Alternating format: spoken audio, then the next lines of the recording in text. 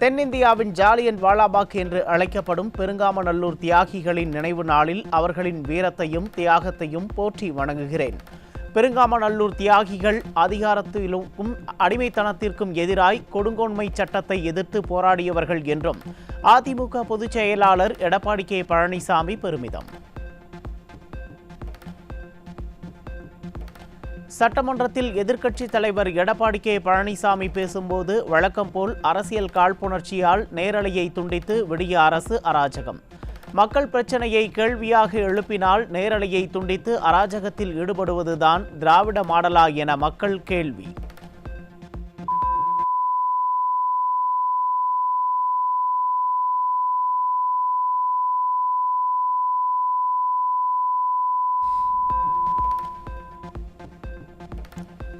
நெல் குவிண்டாலுக்கு 2500 ரூபாய் வழங்கப்படும் என்ற தேர்தல் அறிவிப்பு என்னவானது? சட்டப்பேரவையில் எதிர்க்கட்சித் தலைவர் எடப்பாடி கே பழனிசாமி கேள்வி. திருவண்ணாமலை மாவட்டம் கீழ்பெண்ணாத்தூர் பகுதியில் உள்ள அரசு நெல் கொள்முதல் நிலையத்தில் வைக்கப்பட்டிருந்த 1000க்கும் மேற்பட்ட நெல் மூட்டைகள் மழையில் நனைந்து சேதம். மாதக்கணக்கில் வயலில் உழைத்து கொண்டு வந்த நெல் மணிகள் சேதமடைந்ததால் வேதனையில் நிற்கும் விவசாயிகள்.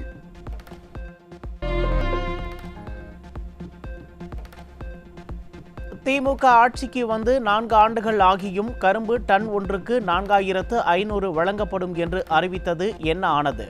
சட்டப்பேரவையில் எதிர்க்கட்சித் தலைவர் எடப்பாடி கே பழனிசாமி கேள்வி.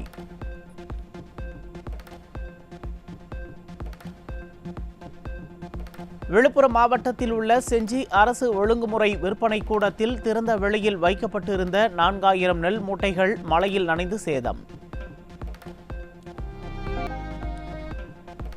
மக்களின் வரிப்பணத்தில் இருந்து எழுதாத பேனாவுக்கு சிலை, கார் பந்தயம் போன்றவற்றிற்கு செலவு செய்யும் திமுக அரசால் கொள்முதல் நிலையத்தில் மேற்கூரை அமைத்து தர மனமில்லையா என மக்கள் கேள்வி.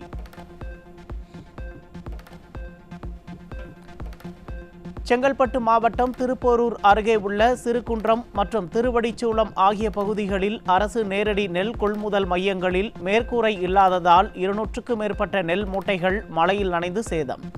விவசாயிகளை தொடர்ந்து வஞ்சித்து வரும் விடியா திமுக அரசுக்கு 2026இல் தக்க பாடம் புகட்டுவோம் என விவசாயிகள் கொந்தளிப்பு.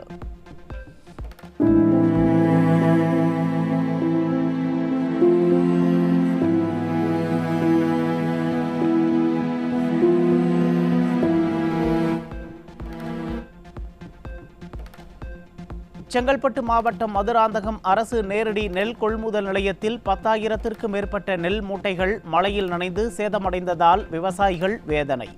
ஸ்டாலின் அரசு நெல் மூட்டைகளை பாதுகாக்க எந்த நடவடிக்கையும் எடுக்காமல் வேளாண் பட்ஜெட் என வெற்று விளம்பரம் செய்வதாக விவசாயிகள் காட்டம்.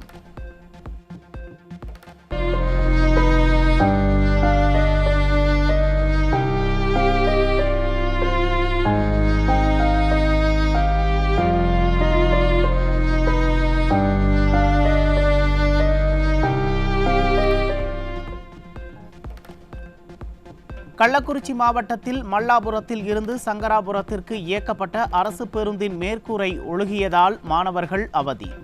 ஓட்டை உடைசல் பேருந்தை மாற்ற வலியுறுத்தியும் நடவடிக்கை எடுக்காத விடிய அரசின் போக்குவரத்து துறை.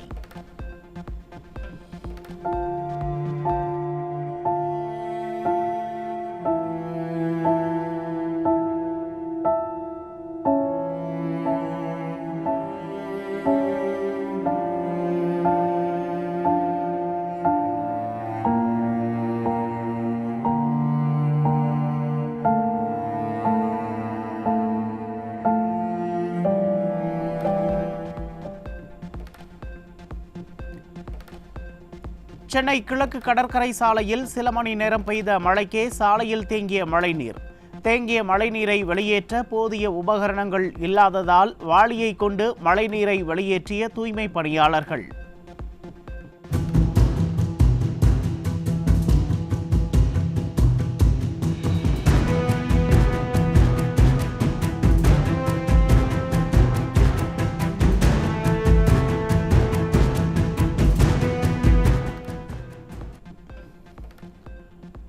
புரட்சித் தலைவி அம்மா அவர்கள் சொன்னதைப் போல கச்சத்தீவு என்று சொன்னாலே அஞ்சி நடுங்கும் திமுகவினர். கச்சத்தீவு குறித்து பேசுவதற்கு திமுகவினருக்கு எந்தவித அருகதையும் இல்லை என சட்டப்பேரவையில் புரட்சித் தலைவி முழங்கிய காட்சிகளை நினைவூட்டி பொதுமக்கள் விமர்சனம். அன்றைக்கு கச்சத்தீவு இலங்கைக்கு தாரை வார்க்கப்பட்ட போது ஏன் பேசாமல் இருந்தார்கள்? அன்றைய திமுக முதல்வர் ஏன் மௌனம் சாதித்தார்? ஏன் அதை கொடுக்க அனுமதித்தார்? உச்ச நீதிமன்றம் மூலமாக நடவடிக்கை எடுத்தது நான். 2008ஆம்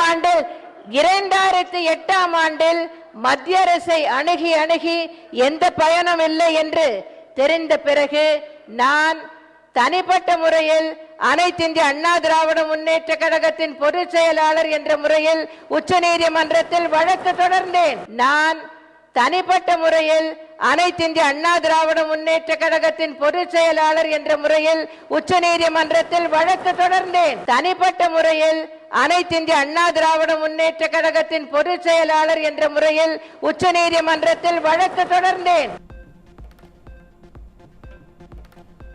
இஸ்லாமியர்கள் அச்சப்படும் சூழலில் வக்ஃப் வாரிய சட்ட மசோதாவை திரும்ப பெற வேண்டும். சட்டப்பேரவையில் எதிர்க்கட்சி கொறடா SP வேலுமணி வலியுறுத்தல். வக்ஃப் சட்ட திருத்த மசோதா முழுமையாக திருத்தப்பட வேண்டும். அதிகமாக இஸ்லாமிய முன்னோர்கள் தானமாக கொடுத்த சொத்துக்கள் பாதிக்கப்படும் என்ற அச்சம் சிறுபான்மையினருக்கு இருக்கிறது.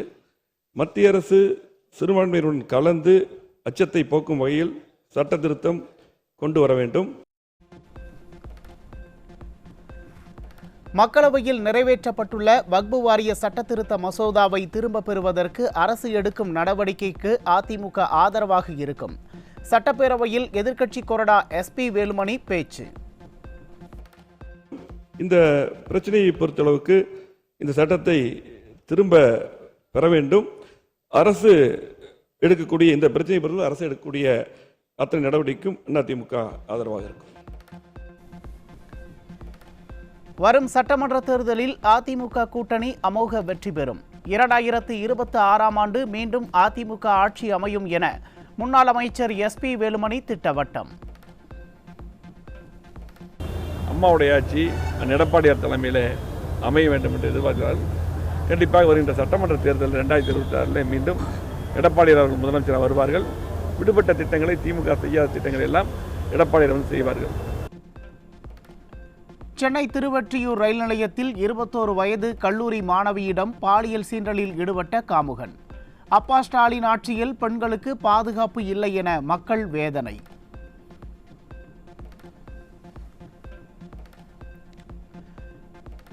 திருச்சி மாவட்டம் மணப்பாறை அருகே 10ஆம் வகுப்பு மாணவிக்கு பாலியல் தொல்லை அளித்த 2 இளைஞர்கள் போக்சோவில் சிக்கினர்.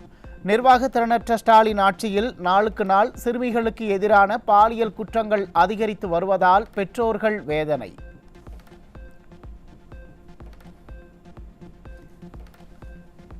திருச்சி மாவட்டம் சமயபுரம் அருகே பள்ளி விடுதியில் மாணவர்களுக்கு பாலியல் தொல்லை கொடுத்த விடுதி காப்பாளர் உட்பட 2 மீது போக்சோ வழக்கு.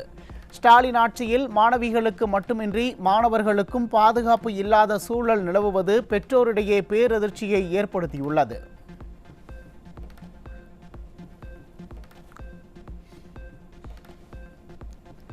விழுப்புரம் மாவட்டம் கஞ்சனூர் அருகே 17 வயது சிறுமியை பாலியல் வன்கொடுமை செய்து கர்ப்பமாக்கிய முதியவர் போக்சோவில் சிக்கினார். நிர்வாக திறனற்ற ஆட்சியில் சிறுமிகளுக்கு எதிரான குற்றங்கள் நாளுக்கு நாள் அதிகரித்து வரும் நிலையில் அப்பா ஸ்டாலின் என்ன செய்கிறார் என மக்கள் கேள்வி.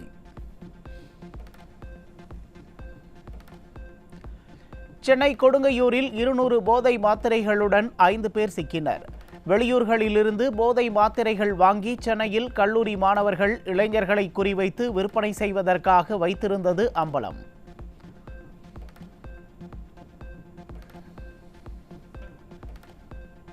கன்னியாகுமரி மாவட்டம் நாகர்கோவில் அருகே வீட்டில் கஞ்சாவை பதுக்கி விற்பனையில் ஈடுபட்ட 4 பேர் சிக்கினர். விடிய ஆட்சியில் குடிசை தொழில் போல கஞ்சா விற்பனை நடைபெற்று வரும் நிலையில் போதையின் பாதையில் செல்ல வேண்டாம் என திராவிட மாடல் முதல்வர் வெளியிடும் வெற்று விளம்பரங்களால் என்ன பயன் என மக்கள் காட்டம். மதுரை மாவட்டம் மலைச்சாமிபுரம் பகுதியில் வாகனங்களை அடித்து நொறுக்கி தீ வைத்து எரித்து அட்டூழியம் செய்த போதை இளைஞர்கள். ஸ்டாலின் ஆட்சியில் தங்கு தடையின்றி கிடைக்கும் போதை வஸ்துக்களால் இளைஞர்கள் சீரழியும் அவலம். சென்னை நொச்சிக்குப்பம் முதல் முள்ளிக்குப்பம் சீனிவாசபுரம் வரை உள்ள கடல் மற்றும் கடற்கரை பகுதிகளை மீன்பிடி தொழில் பாதுகாப்பு மண்டலமாக அறிவிக்க வேண்டும் என திமுக அரசை வலியுறுத்தி மீனவர்கள் கவன ஈர்ப்பு ஆர்ப்பாட்டம். கோரிக்கைகள் நிறைவேற்றப்படவில்லை என்றால் அடுத்த கட்ட போராட்டங்கள் நடத்தப்படும் என திமுக அரசுக்கு எச்சரிக்கை.